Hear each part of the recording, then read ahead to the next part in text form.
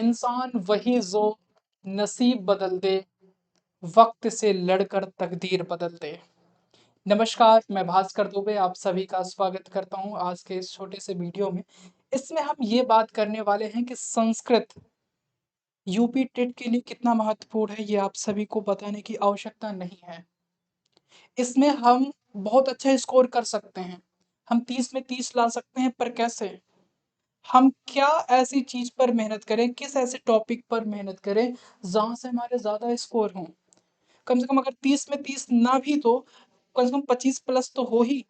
तो उन सभी चीजों को हम आज की इस वीडियो में समझेंगे, तो अंत तक जरूर बने रहिएगा, क्योंकि वो पॉइंट मैं आपके साथ शेयर करने वाला हूँ जहां से आपके अधिकतम प्रश्न बनते हैं, जिसको आपको करने की आवश्यकता है। ठीक है, तो बने रहिएगा। हम लोग इसमें देखेंगे सारी चीजें। पहले तो सिलेबस आप देख लीजिए कि आपका यूपी टेट में संस्कृत में क्या सिलेबस रहता है। तो वो सिलेबस आपका इस तरह से है, पहले आपको एक अपठित अनुच्छेद यानी एक गद्यांश दिया जाएगा, और उसके आधार पर आपको वहां पर उसको पढ़कर उसी के अनुसार आपको प्रश्न यानी उसके आंसर देने होंगे। ठीक है, फिर आपका जो दूसरा है वो है आपका स्वर संधि, यानी संधि से संबंधित आता है। ये आपके सिलेबस में है। अव्यय है, समास है, लिंग वचन एवं काल, इससे संबंधित प्रश्न बनते हैं। उपसर्ग है, पर्यायवाची, ये सारे टॉपिक हैं आपके सिलेबस में लगा हुआ है। विलोम, कारक, अलंकार, प्रत्यय और वाच्य, ये ऐसे टॉपिक हैं जहां से हर बार प्रश्न आता है, पर वाच्य से अभी तक 2-3 ही प्रश्न आए हैं। आगे चलिए देखते हैं। यहाँ पर है जैसे कि निम्न सभी शब्दों की सभी विभक्ति एवं वचनों के रूपों का ज्ञान होना। यानी जैसे आपके पुल्लिंग शब्द रूप हो गया, स्त्रीलिंग शब्द हो गया, और यहाँ नपुंसक लिंग शब्द, अकारांत पुल्लिंग, अकारांत स्त्रीलिंग, अकारांत नपुंसक लिंग, उकारांत पुल्लिंग, उकारांत स्त्रीलिंग और उकारांत नपुंसक लिंग। ठीक है, ये शब्द रूप हैं जिसको आपको पढ़ना है। यहाँ पर आप देखोगे इकारांत पुल्लिंग शब्द है, इकारांत स्त्रीलिंग शब्द है, इकारांत नपुंसकलिंग शब्द है, ऋकारांत पुल्लिंग शब्द।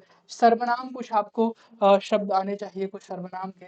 विशेषण से संबंधित प्रश्न आता है, धातु से संबंधित प्रश्न आता है, संख्याओं से आपके एग्जाम में प्रश्न पूछा जाता है कि 16 को संस्कृत में क्या कहेंगे, 36 को संस्कृत में क्या कहते हैं, 50 को संस्कृत में क्या कहते हैं। तो ये आपके कुछ सिलेबस हैं जो आपका सीबीएसई खुद दे के रखा है, आपके वेबसाइट पर ये आपको मिल जाएगा। ये आपका सिलेबस है जो यानी खा भाषा भाषा विकास का अध्ययन, ये आपका यहाँ से प्रश्न आता है। अधिगम अर्जन से आता है। भाषा अध्यापन का सिद्धांत, यहाँ से भी प्रश्न बन जाते हैं आपके 1-2।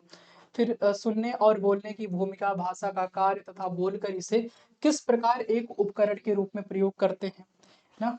इसे आपको जिसे आप कह सकते हो टीचिंग एप्टीट्यूड, या फिर इस तरीके से यानी यहाँ से आपके एग्जाम में आता है, शिक्षण अभिरुचि से प्रश्न बनते हैं। ठीक है, एक भिन्न कक्षा में भाषा पढ़ाने की चुनौतियां, भाषा की कठिनाई, त्रुटियां और विकार, भाषा कौशल। फिर आप यहाँ पर देखोगे भाषा बोधगम्यता और प्रवीणता का मूल्यांकन करना, बोलना, सुनना, पढ़ना और लिखना। अध्यापन, अधिगम सामग्री, पाठ्य पुस्तक, मल्टीमीडिया सामग्री, कक्षा का बहुभाषी संसाधन, उपचारात्मक अध्यापन। तो ये क्या है आपका ये कुछ आपके टॉपिक हैं जो आपके वर्ग खा में आते हैं। यहाँ से भी प्रश्न आपका बनता है कि संस्कृत को किस तरीके से आप पढ़ा सकते हो, या फिर कुछ इसमें जो भाषा कौशल है ना, वो वहां से प्रश्न बन जाते हैं। पर अब जो चीजें हैं कि हमारा जो अभी तक आपके एग्जाम हुए हैं, उसके विश्लेषण के आधार पर अभी तक किस टॉपिक से कितने प्रश्न बने हैं, क्योंकि जिस टॉपिक से अधिक प्रश्न बने हैं आगे भी वहीं से भी प्रश्न बनेंगे ज्यादा, तो इसलिए उस पर हमें ज्यादा फोकस रहना है। जैसे यहाँ पर आप देखोगे अपठित अनुच्छेद, यहाँ से हर वर्ष ध्यान रखना 5 क्वेश्चन आते हैं। तो ये हर वर्ष आता है 5 क्वेश्चन यहाँ से। ठीक है, वो मुझे बताने की आवश्यकता नहीं, ये आप ध्यान रखना। यहाँ से हर वर्ष आपको एक गद्यांश दिया जाएगा, फिर उसके आधार पर आपको प्रश्न यानी 5 प्रश्न पूछे जाएंगे जिसको आपको करना होगा। संधि स्वर व्यंजन, इससे अभी तक जो टेट का एग्जाम हुआ है उसमें 37 क्वेश्चन आए हैं, या हम कह सकते हैं 37 प्लस क्वेश्चन आए हैं।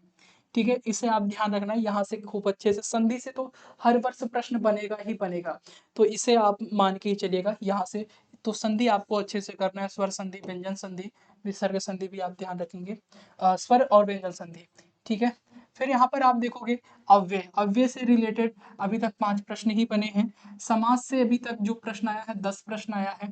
और लिंग वचन योम काल का प्रयोग इसमें 4, ठीक है, यानी ये आप कह सकते हो ये आपका धातु रूप है।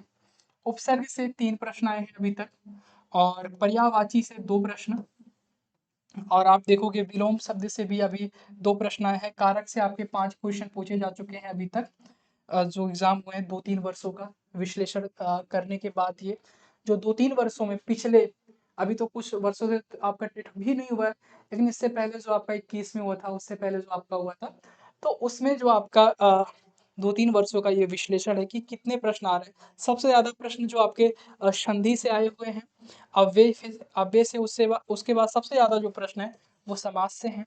ठीक है, इसे आपको ध्यान रखना है। कारक से आपके एक प्रश्न हर वर्ष बनता है, इसे आप ध्यान रखना। अलंकार से भी एक आध प्रश्न बन जाता है आपके, हर वर्ष की बात मैं कर रहा हूँ। प्रत्यय ये 4 प्रश्न, और वाच्य से भी 4 प्रश्न आए हुए हैं।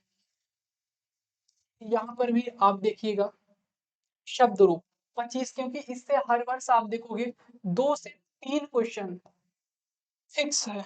शब्द रूप से आने आने तय है। गद्यांश जो देता है अपठित गद्यांश, उससे उसमें भी यही शब्द रूप ही पूछता है। ठीक है, उसमें भी धातु रूप ही पूछता है, तो इसे ध्यान रखना। 15 प्लस आपके धातु रूप आए हैं। और सर्वनाम से 10 प्रश्न क्वेश्चन आए हैं। और विशेषण से 5 प्रश्न प्लस क्वेश्चन आए हैं। और संस्कृत संख्या से 5 प्लस क्वेश्चन आपके अभी तक एग्जाम में पूछे गए हैं, तो इसे आप अच्छे से कर लीजिएगा। इसका आप स्क्रीनशॉट रख लीजिएगा।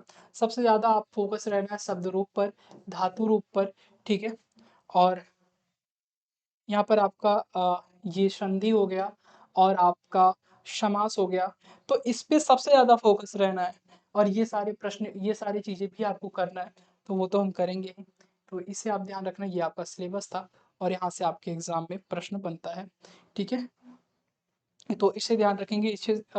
और इसी में जो संस्कृत साहित्य का है, संस्कृत साहित्य से भी यहाँ पर प्रश्न बनते हैं थोड़ा सा, तो उसे भी वो भी हमारे लिए इम्पोर्टेंट है, ठीक है। तो उसे भी हम लोग करेंगे।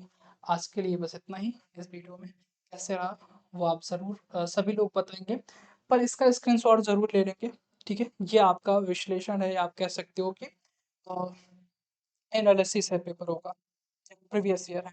इसे आप ध्यान रखना। सभी को धन्यवाद। महादेव।